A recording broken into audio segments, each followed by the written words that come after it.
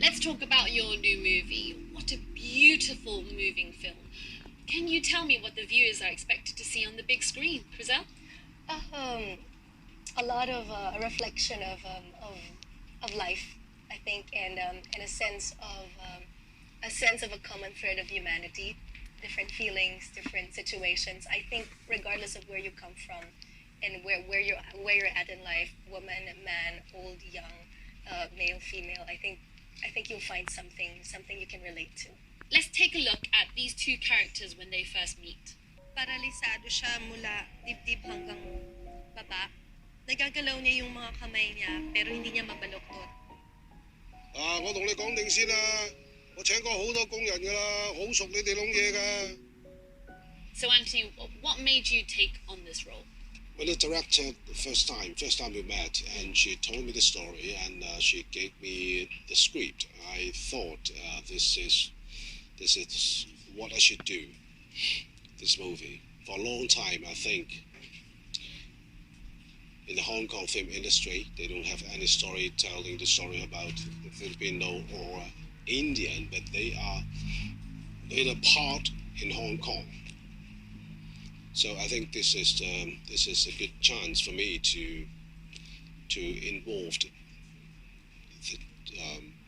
to this movie. Let's just talk about just your physicality. You know, you play someone that's paralyzed. I mean, surely you don't just get into a wheelchair. You know, you really had to put some practice for the role. Well, my mother sat in the wheelchair for more than 10 years. Oh. And, but this is the most important thing is to when I act, because I can't move too much, only my head, and well, actually a lot of time I moved my leg, my hands, and the director had to remind me not to move too much. You really captured the emotions of these two different accounts of these two characters and put them on the big screen. How did you do that? By staying real. And Anthony, how about you? Communication. Mm. When acting is it's not only yourself. You have to communicate with your partner. We danced together, and she did a really good job. Thank you, Lisa. Thank you. Yes. Which is, I mean, it's beautiful just seeing you two act on screen. Did you know each other for a long time before you did it? Are you serious? We had one script reading, and then we just met again on the set. Your director trusted you with that sort of connection. We trusted her too. Yes, we trusted the director. So, you know, Anthony Chriselle, we still hear about these horror stories coming out about the abuse of domestic helpers right in the heart of Hong Kong. Do you think now that the film is out, it helps people to look at domestic helpers in a different way? I think it helps people reflect. Because by putting the story in a situation that's relatable to them and not in the extremes, right? It gives a chance for people, both the employers and the workers, to be able to see, what am I doing? Could I see myself in that person? What could I do better? Because most of the time, a lot of our actions are caused by some biases and prejudice that we don't necessarily know we have. Last but not least, this film, Still Human, is up for 8 nominations in the Hong Kong Film Awards. Mm-hmm. You're up for the Best Actor. Things happen will happen. You know. Don't think too much. Well, best of luck for this weekend, and thank you both for coming in today. Thank you. Thank you.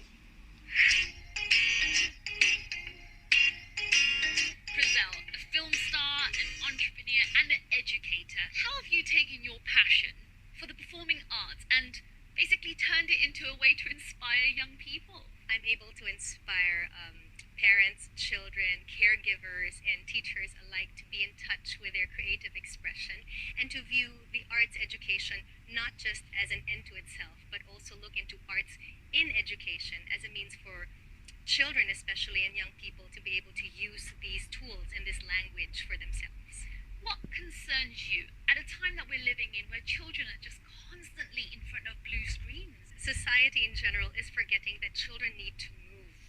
You know, people expect children to sit still and not to fidget and to be behaved, you know, and to focus. And there's so many ways of focusing because everybody has a different language, a different talent, a different skill set. And you're just trying to reinforce the fact that, you know, moving and performing is really important, right? Yes, it's a means for expression and even for adults. It's hard to sit still. It takes a lot of energy to do that. And sometimes you can't access parts of your brain or even your thought without moving. I've been reading some neuroscientists say that children who study music advance quicker. You know, they get to accelerate a little bit quicker by learning music. They're quicker at picking up languages and reading. Why do you think learning music, you know, is such a helpful tool towards a child's learning development stage? You're looking at the cognition, logic, and you're looking at language and literacy. You're looking at gross and fine motor. You're also looking at socio-emotional development.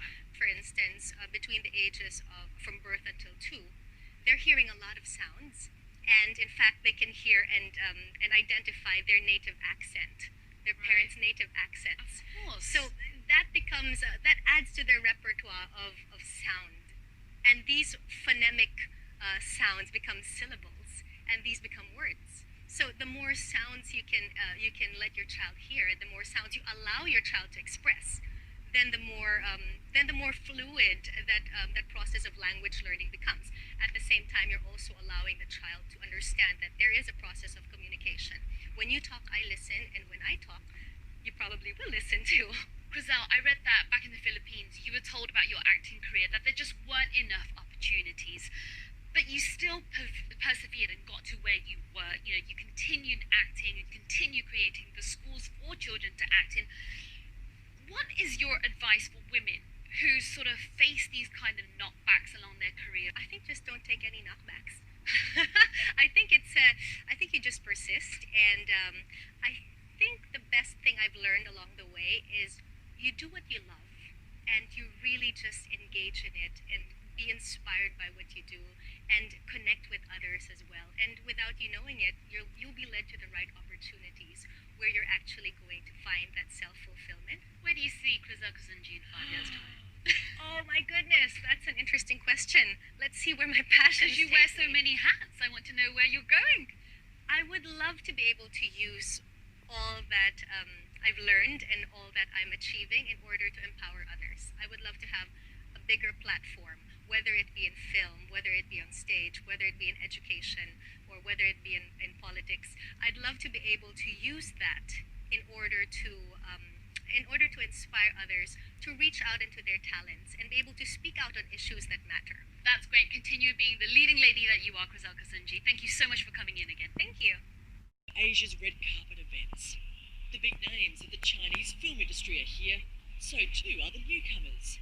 This year, the majority of nominations went to films by first-time directors. That includes the film Still Human, nominated for 8 awards, including Best Screenplay.